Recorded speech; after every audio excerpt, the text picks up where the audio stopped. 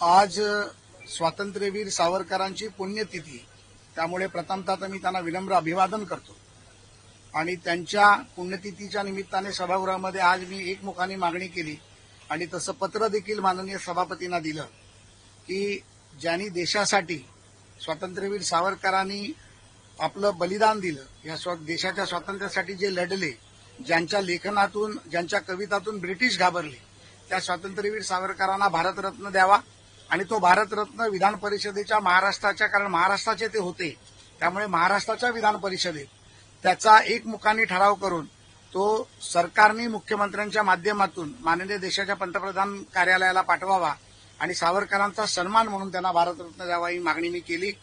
त्यामध्ये विरोधी सदस्यांनी, काही लोकांनी त्यामध्ये गोंधळ घालण्याचा प्रयत्न केला, परंतु सभापतींनी पुन्हा एकदा बोलायला देऊन सावरकरांचा सन्मान झाला पाहिजे या भावनेतून पुन्हा एकदा मी ती मागणी केली आणि राज्याचे संसदीय कार्यमंत्री सन्माननीय चंद्रकांत दादा पाटील यांनी सभागृहामध्ये निवेदन केलं की अशा प्रकारचा प्रस्ताव आम्ही सभापतींना पाठवू आणि तसं तात्काळ पत्र त्यांनी माझ्याकडनं घेतलं आणि मला वाटतं लवकरच या अधिवेशन काळातच तशा प्रकारचा प्रस्ताव हा माननीय सभापतींकडे जाईल आणि त्यानंतर हा प्रस्ताव हा माननीय पंतप्रधान कार्यालयाला पाठवला जाईल।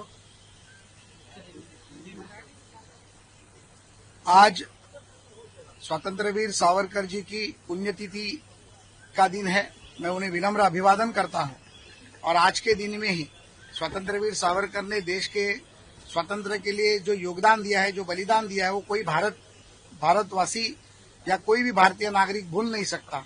उनके लेखन से, उनके कविता से ब्रिटिश सरकार भी डरती थी। ऐसे स्वतंत्रवीर सावरकर को देश का सर्वोच्च पुरस्कार भारत रत्न पुरस्कार, मरणोत्तर भारत रत्न पुरस्कार दिया जाए, ये मांग मैंने आज सभागृह में रखी। विरोधकों ने उसमें हल्ला गुल्ला मचाने की कोशिश की, उनको शायद ये विषय लोगों तक पहुंचाना नहीं था, लेकिन सभापति को फिर से मैंने विनती करने के बाद फिर से ये मुझे सभागृह में प्रस्ताव देने के लिए सभापति ने मुझे चांस दिया। उस वक्त संसदीय कार्यमंत्री सन्माननीय चंद्रकांत दादा पाटिल भी सभागृह में उपस्थित थे और उन्होंने निवेदन में ये कबूल किया कि मेरे पत्र के ऊपर तत्काल वो माननीय सभापति को वो प्रस्ताव सादर करेंगे।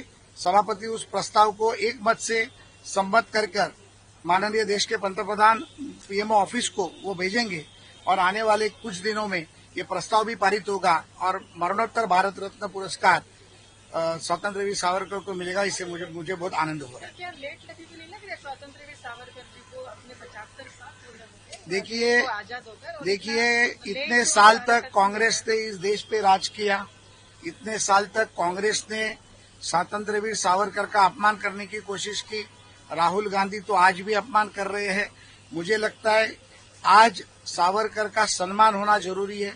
भारतीय जनता पार्टी और एनडीए की सरकार में स्वतंत्रवीर सावरकर की पूरी तरीके से सम्मान किया जाएगा और आने वाले दिनों में सावरकर जी को मरणोत्तर भारत रत्न मिलेगा। तुमच्या या मागणीचं ठाकरे गटाकडून कोणी समर्थन केलंय का किंवा तुम्हाला कोणी ते भेटलं का? सभागृहात कोणच उपस्थित नव्हते।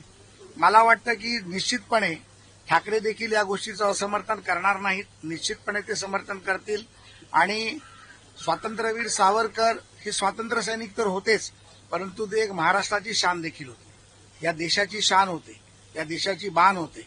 त्यामुळे मला नाही वाटत की यामध्ये कोणी विरोध करेल आणि जो विरोध करेल तो या देशाचा नागरिक नाही असं मी समजेन।